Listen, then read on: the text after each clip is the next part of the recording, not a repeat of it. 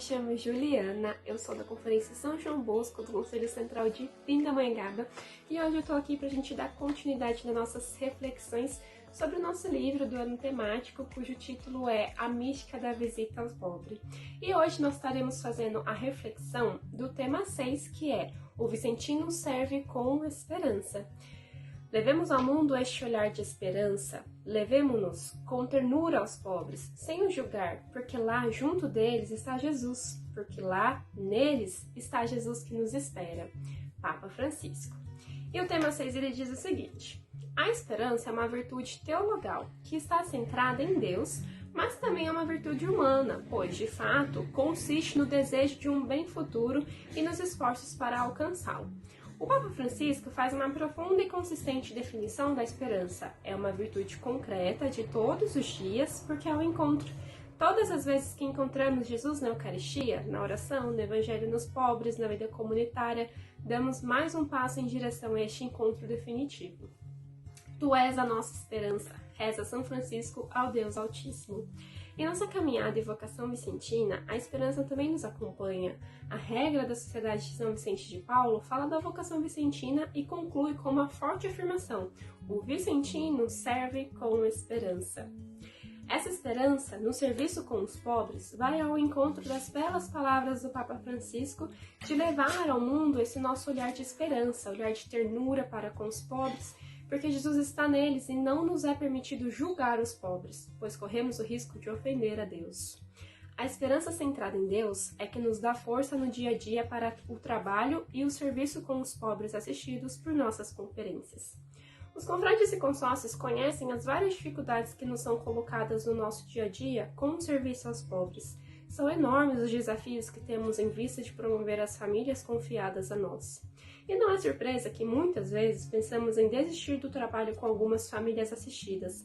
Várias tentativas e estratégias distintas, em alguns casos, não surtem nenhum resultado. Em alguns casos, sabemos que a opção de parar de assistir a família é plausível, mas não pode ser a primeira opção em meio às dificuldades comuns do nosso trabalho. Enxergar verdadeiramente Jesus na pessoa do pobre e ter a virtude da esperança nos fortificam para perseverar na caminhada de serviço e amor aos pobres, mesmo naquelas situações mais difíceis e desafiadoras que a família assistida apresenta à conferência. Existe uma frase atribuída ao escritor Mário Quintana que alguns falam ser de Santa Teresa de Calcutá e a maioria diz ser um provérbio sueco. Independentemente disso, o importante é o conteúdo da frase que diz assim: procure me amar quando eu menos merecer, pois é quando eu mais preciso. Não tenhamos dúvidas de que, nos momentos de maior dificuldade ou até mesmo de irritação com o pobre assistidos, é esta a hora que ele mais precisa do apoio, da ajuda e principalmente do amor dos confrades e consórcias. Não os julguemos apenas, renovemos nossa esperança e permaneçamos fiel ao amor a Jesus revelado na pessoa deste pobre. Essa foi a nossa reflexão e agora nós temos duas perguntinhas que nos levam a tomar alguns direcionamentos. A primeira é a seguinte: qual a situação mais difícil e desafiadora que você viveu com uma família assistida? A esperança esteve ausente ou foi aliada nesse momento difícil? Eu acho que eu posso dar um exemplo de uma situação que a gente está vivendo hoje na minha conferência. Com essas chuvas demasiadamente fortes, e tem chovido aí todos os dias nos últimos dias, acho que no Vale do Paraíba todo e em muitos lugares também, a casa de uma das famílias que nós assistimos, ela não tem forro e ela é só com as telhas. E no meio da casa, antes chovia e a goteira já era comum, já era normal ter.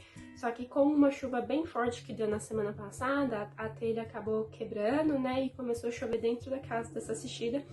E é um casal e tem uma criança de 3 anos.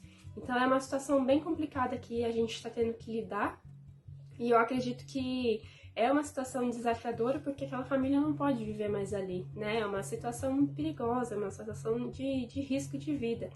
E a esperança, ela nos anima e conforta quando a gente coloca essa situação, por exemplo, num grupo do Conselho Particular, do Conselho Central, e várias pessoas se prontificam a ajudar, né? Seja financeiramente ou seja com material, mas a presidente da nossa conferência colocou no grupo e a gente já recebeu algum tipo de suporte, né? E agora a gente também já está trabalhando para tirar essa família de dentro dessa casa. Mas eu acredito que essa é uma situação dentre várias tantas que cada conferência vivencia, né? E tem muitas situações desafiadoras que a gente escuta por aí, como é a própria situação da família de não ter uma renda fixa, ou então um vício que alguém daquela família possa ter, de droga, de álcool, ou então uma situação mais criminosa, uma mãe que apanha do marido, que tem criança dentro de casa. Então são muitos os desafios que a gente vê por aí, não precisa andar muito para encontrar esses desafios, mas a gente sabe que a esperança, ela nos alivia e ela nos alimenta para que a gente possa levar Jesus para dentro dessas casas. Então é uma situação que a gente sabe que a gente tem, mas também a gente sabe na onde a gente encontra as nossas forças. E a segunda perguntinha: como falar de esperança para uma família assistida que sofre demais? Eu vejo que antes de nós irmos visitar uma família assistida, a gente tem que pensar no que a gente está levando para aquela casa. Então, será que a gente está levando só alimento? Mas e o dia que você não estiver levando nada? O dia que você não estiver levando uma cesta? Ou que você não tiver... que você estiver indo realmente apenas fazer a visita? O que você vai levar para ela? Se você não se alimentar da palavra de Deus antes, você não vai ter nada para oferecer, né? Se você não colocar a esperança no seu coração antes de ir para a visita, você não vai ter o que oferecer de grandioso para aquela família. Então eu vejo que o trabalho vicentino, ele é grandioso demais porque ele não leva apenas o material, e talvez o material seja apenas o meio que o vicentino tem para chegar dentro daquela casa, né? Porque o fim único, o fim final, ele é o de evangelizar a palavra de Deus para os pobres, né? Fazer com que os pobres encontrem a Deus por meio da nossa vocação vicentina. Então eu vejo que para falar de esperança com os nossos assistidos, nós temos que nos alimentar de esperança, senão a gente não vai ter nada para levar para eles. E uma última perguntinha que vai ficar para você refletir aí, diz assim: a esperança, ela me conforta ou ela me acomoda no trabalho prático com as famílias assistidas? Ou seja, quando você se vê diante de um desafio, você pensa assim: não, mas a gente vai conseguir, porque a gente tem esperança em Deus, e Deus, ele é fiel, ele é justo, ele vai nos prover, ele vai nos ajudar, e aí você corre atrás e vai até o final. Ou você pensa assim: não, Deus é justo, vamos esperar para ver o que Deus vai prover, vamos ficar aguardando, vamos rezar, né? Vamos rezar para ver o que Deus vai prover. Então tem essas duas opções: ou a gente vai lá e faz, ou a gente espera e fica aguardando. Foi essa a nossa reflexão do dia de hoje, espero que vocês tenham gostado. Um grande abraço, fiquem com Deus e até mais. Tchau, tchau!